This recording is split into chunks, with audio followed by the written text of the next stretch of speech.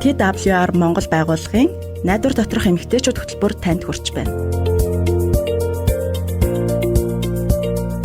Бид бол Бурхны сайн мэдээ болон Есүс Христийн найдварыг түгээж буй найдвар доторх эмэгтэйчүүд.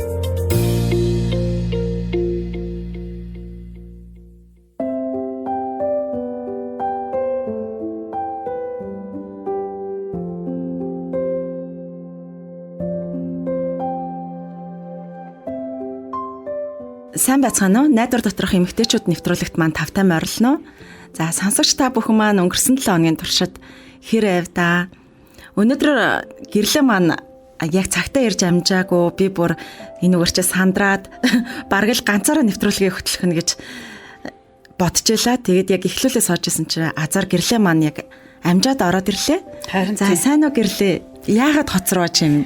Харин тий уучлаарай гинтийн ажил гараад нэлээд хоцорчлаа. Тийм тэгээд нөхөр жаахан өвдөд нөхөртөө цаг гаргах хэрэгтэй болоод тэгээд өчигдөр манай нөхөр нь халуураад тэгээд өглөө бүр эмнэлэгт орж чадахгүй үзүүлж чадахгүй байжгаад түргэн дуудаад бүр аюулсан ба штэ. Харин тий ашгүй нөө түргэн хурдан ирээд нөө имчиж өгөө тэгээд халуун арай буугаад гайгүй дээрдээ тэгээд нааша яарад гүйчлээ. Аргагүй тэгвэл хоцрох нь аргагүй юм байна. Халуун буусан бол ашгүй дээ тий. Чи гайгүй үсттэй хараа? Би гайгүй. Тийм харин тий. Нөхөр өвдчихөөр нэг эхнэрийн хайр халамж өгүүлэгдээд хэцүү байдэн шүү дээ. Тэгээд ханаа жоохон тордож бас халамжилж байгаа, залбирж байгаа тэгээ наашаагүй гээд ирлээ. Өвцөө үедч хань хүний хань хажууд нь байх шиг түшигтэй юм хаана ахав дээ зөв шүү тий. Ханилсан хандаа зориулсан цаг гаргасан чинь үнэхээр зөв алхам болж тэгээ гэргээ хүний хувьд яг ханаа халамжилж ханыхаа сайн туслах нь болж бас ханыхаа хамгийн том зөвлөгч нь байх хамгийн их үүрэг хариуцлагыг бид нэр өөрдөг. Энэ бас бидний хариуцлагын нэг байна. За тэгээд нэвтрүүлэгтээ бүгдээрээ буцаад эргээд оръё.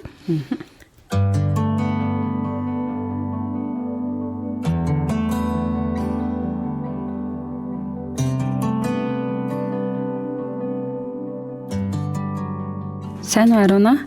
Манай нэвтрүүлэгт ирсэнд баярлалаа. Баярлалаа. Гэрлээ жимсээ хоёртоо ч гэсэндээ юуны төгөрөнд талархаж байна. Баярлалаа. Тэгээд гэрлээ маань маш зөв зүйл хийсэн байна.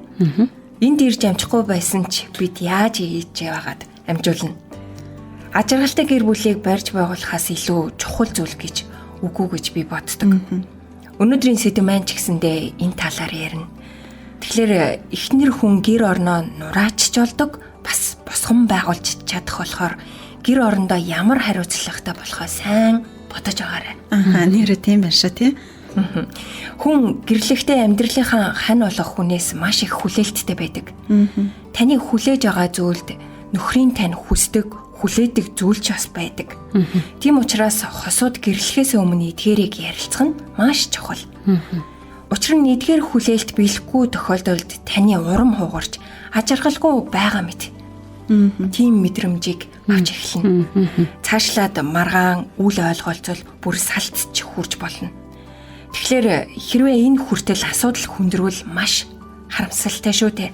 Хамгийн чухал харилцааны сүрэл энд л болж байдаг.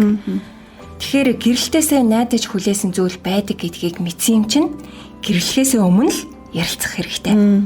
Харин зан чанарын ялгаатай байдлаа мэдэж аваад түүгээрээ бие биенээ нөхдөг гэж эргээр хүлээн авах нь хамгаас чухал.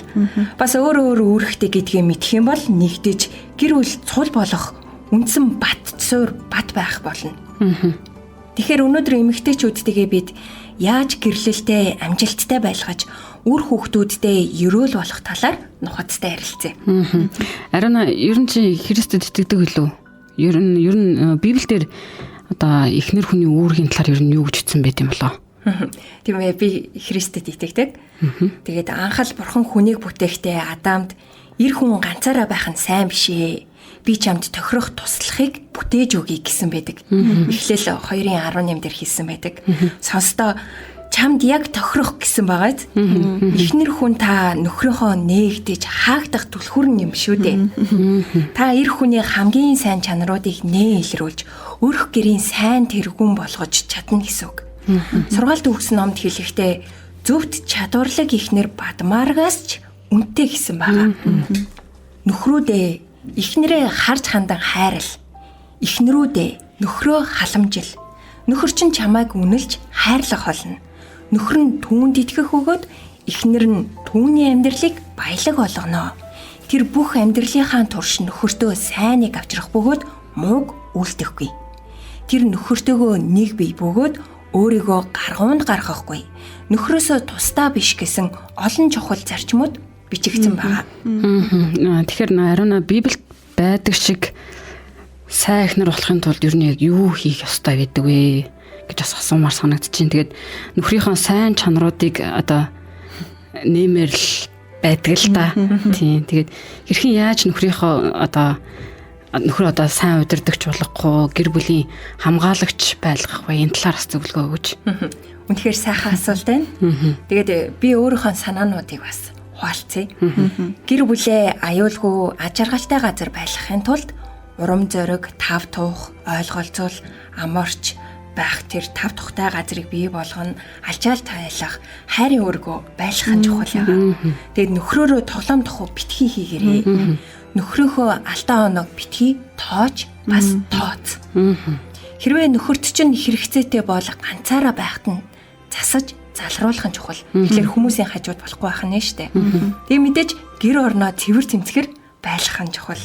Нөхөр чинь чамд итгэж найддаг, ярилцдаг байхын тулд гаргасан санааг нь дэмжиж илэн далангуй байхад л болоод явчихна. Нөхрийнхөө тус тэмийг нэрлэхэлгүй хүсэж хийж бүтээж байгаад нь талархаж байх нь чухал санагдсан. Хамгийн чухал нь нөхрийгөө сонсож юу бодож санаа зовж байгааг нь анхаарч баймаар юм билээ. Тэгээ бид нар нөхөр хүүхэд гэр орон гэж яваад өөрсдөө мартчихдаг шүү дээ. Тэгэхээр мартаж болохгүй. Гоо үзэгслэнгээ тордох ёстой юм шүү дээ. Дотрооч гаднаач үзэгслэнтэй байх чинь нэмэгтэй хүний эрхэмлэх чухал чанар юм байгаа. Манай эмэгтэйчүүд нэг зүйл дээр анхаарах хэрэгтэй санагддаг. Хүүхдээ өсгөхдөө нөхрийнхөө хариуцлага үүргийг өгч хамтдаа ярилцах хэрэгтэй. Ганцаараа зүтгэх эсвэл хоёулаа өөр өөр арга замаар зөрүүдлэх хэрэггүй гэдгийг сануулгах нь чухалах. Тэгээд ээж хүн хүүхдүүдтэй аавыг нь хүндлэх, дуулууртай байхын бодит жишээ гэж хэлж олно. Дуулууртай байна гэдэг хүлцэнгүй байхын нэр биш. Нөхрийнхөө гаргасан шийдвэрт итгэлтэй байгаарай. Бид нэр маргаад давж дийлэх гэдэг шүү дээ. Харин санаа нийлэхгүй байвал ганцаараа суугаад тухтай бодоод үзэх нь хамгаас чухал. Эцэст нь хэлэхэд нөхөртөө ямагт талархаж байгаарай гэж хэлээ. За хариунадаа баярлалаа. Тэгээд нөхөртөө яаж анхаарах талаар бидэнд байнга сануулж байдагт баярлалаа. Тэгээд бид ч гэсэн бас бусдаа нөхөртөө хэрхэн анхаарахыг бас байнга сануулж байх хэрэгтэй юм шиг санагдаж байна тий. Тийм шүү. Жимсээ би нэр сая ойлголоо нөө бурхан надад эхнэр байх гэдэг ажлыг одоо өгөөд нөхөртөө сайн туслагч болгохоор явуулсан юм байна гэдэг сая ярианаас ойлголоо. Тэгээд харин би яг бид нар яг тусалж чадж байна уу үгүй юу гэдг нь бас бодох хэрэгтэй зүйл юм байна тий.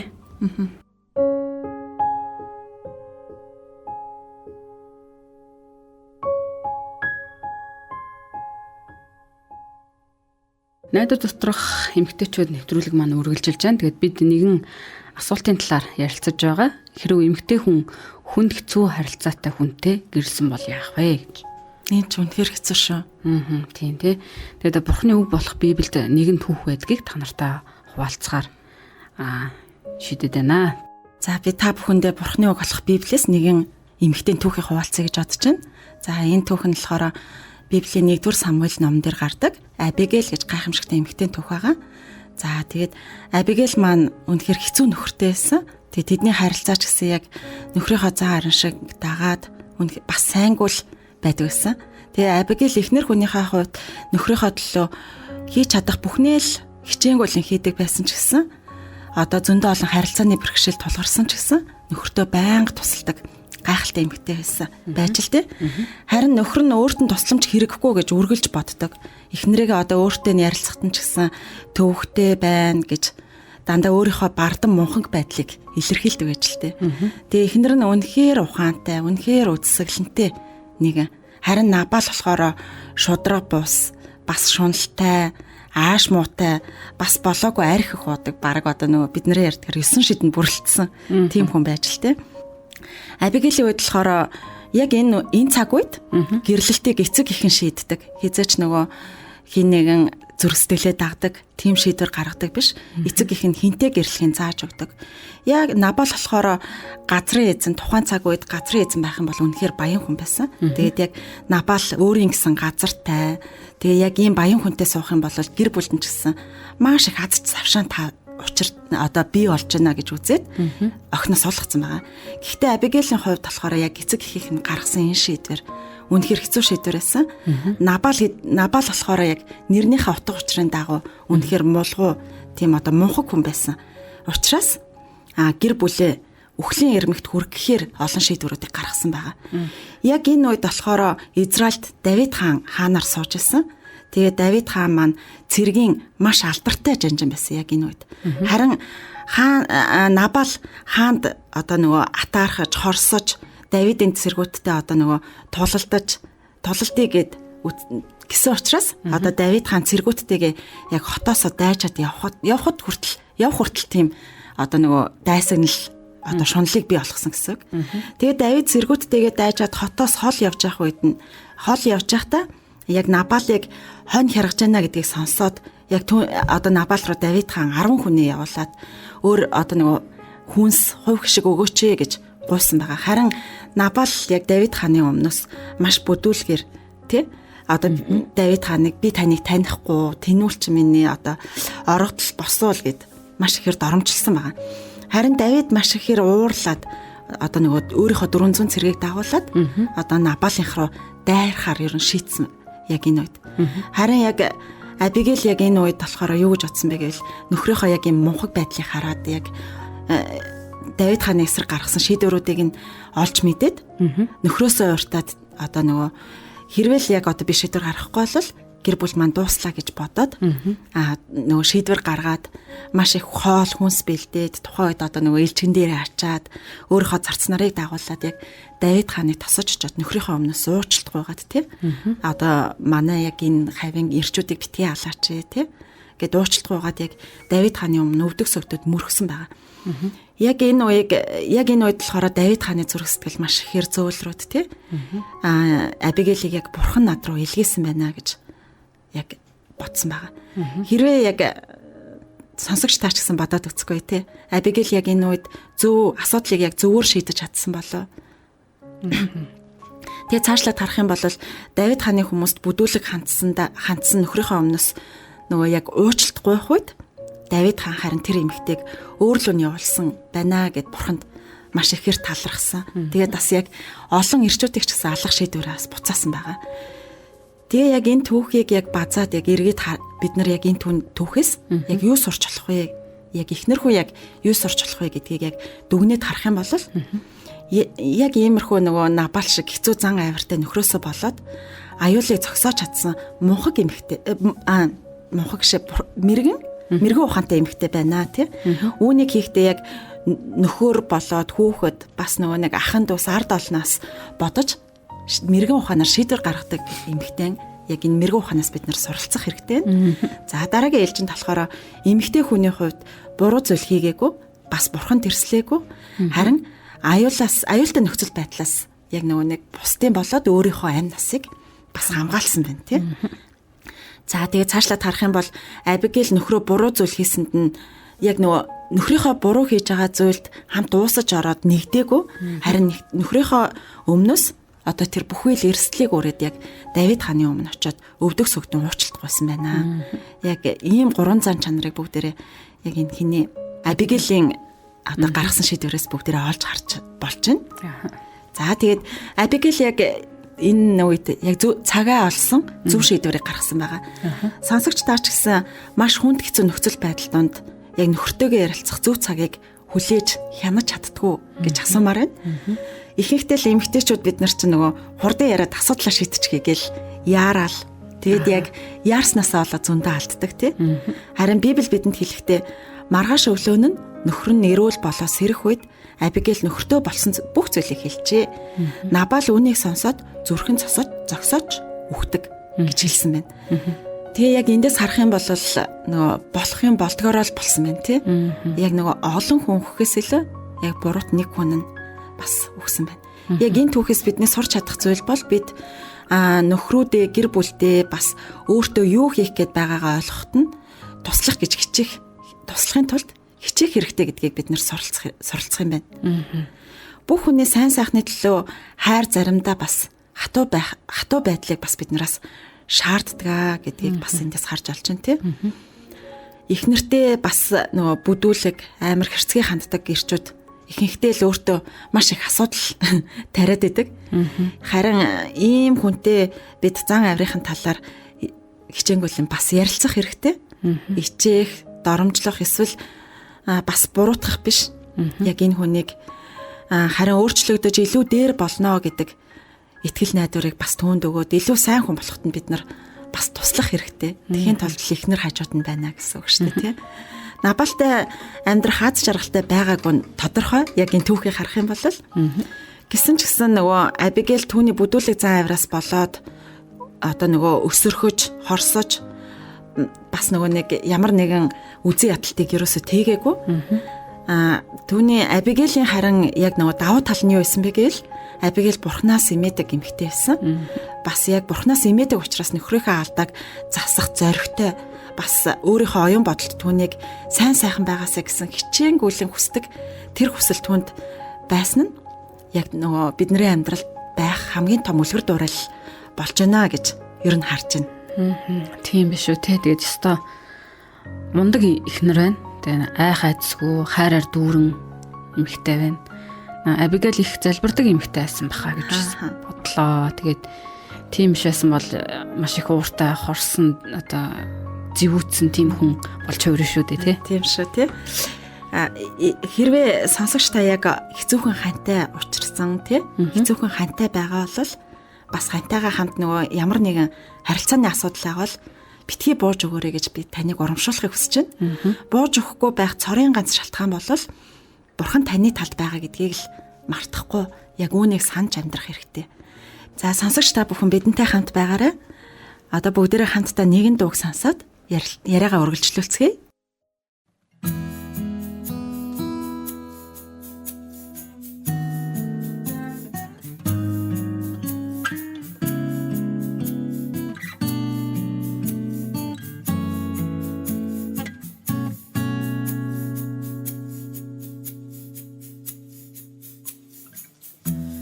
Есүс амьдралын минь хайртай Есүс танаас би зэчусална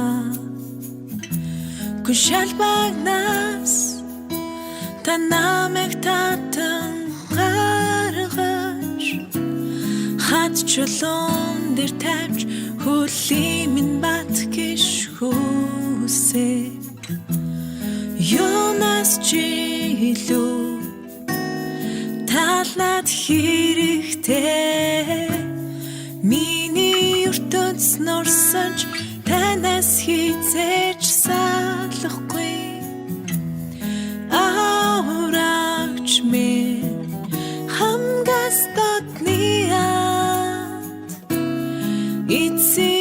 эцэс хүртэл тантай хамт би алхам Есүс амьдралын минь хайртай Есүс танаас би зэчусална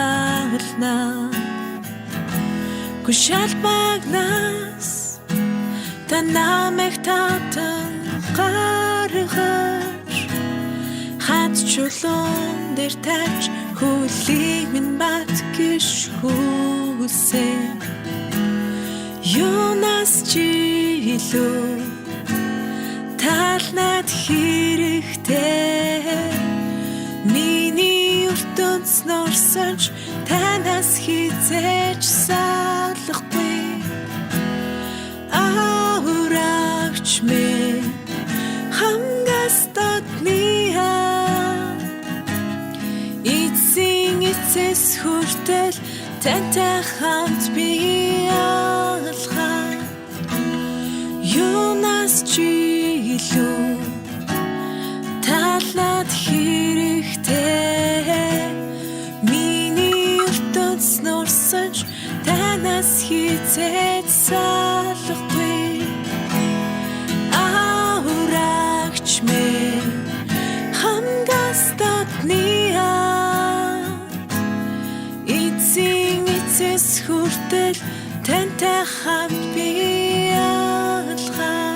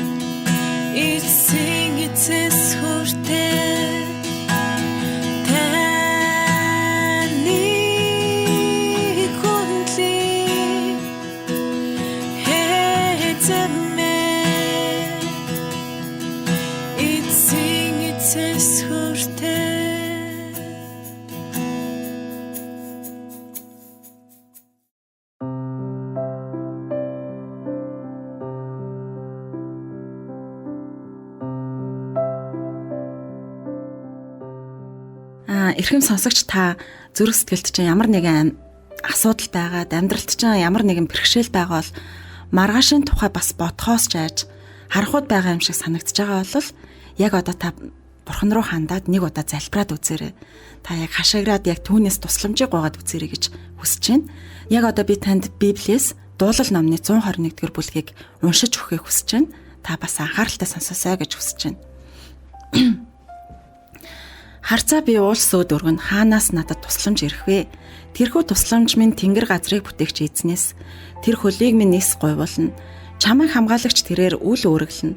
Харагтун Израилийг хамгаалагч тэрээр үүрэглэгч үгүй, унтахч үгүй. Эзэн чамайг хамгаалагч. Эзэн чиний баруун гар талдах сүүдэрчин юм. Шөнөөр сарандаж, өдрөөр нарандаж чи зохиолохгүй. Эзэн чамайг муу бүхнээс хаацайлж, тэрээр амийг чинь хамгаална. Орох гарах бүрийг чинь эзэн өдгөөгөөс мөнхөд сахин хамгаалнаа. За яг одоо энэ цаг мөчид хамтдаа залбираасаа гэж хүсэж байна. Таас хэрхэн залбирахаа мэдэхгүй байгаа бол яг одоо та намайг бас дагаад хэлэхэд энэ нь хангалттай шүү. За хамтдаа бүгдээ залбирцгаая. Бурхан минь та бидэнд туслана гэдэгт найдаж байна. Та миний амьдралыг бүхэлд нь өнгөрснөөс өнөөдрийг хүртэл та харж байгаа гэж амласан. Үүний төлөө баярлалаа Бурхан минь. Та биднийг хамгаалж, бидний асуудалтай байгаа харилцаа бүрийг та шийдвэрлэж өгөх болтугай. Таны өмнө дуулууртайгаар бас төвчээртэй байх төвчээрийг та бидэнд өгөх болтугай. Есүсийн нэрээр залбирanгуйлаа. Аамен. Сонсогч та итгэл найдвараа битээ алдаарай. Бидэнтэй доор хаягаар бас загтал бичиж болно шүү. Тэгээд бид таны төлөө залбирч тань туслахтаа үргэлж нээлттэй байх болно. Тэгээд найдвар доторх эмгтээчүүд нэвтрүүлгээ сонссоор байгаарай. Тэгээд тань туслахтаа бид үргэлж баяртай байх болно.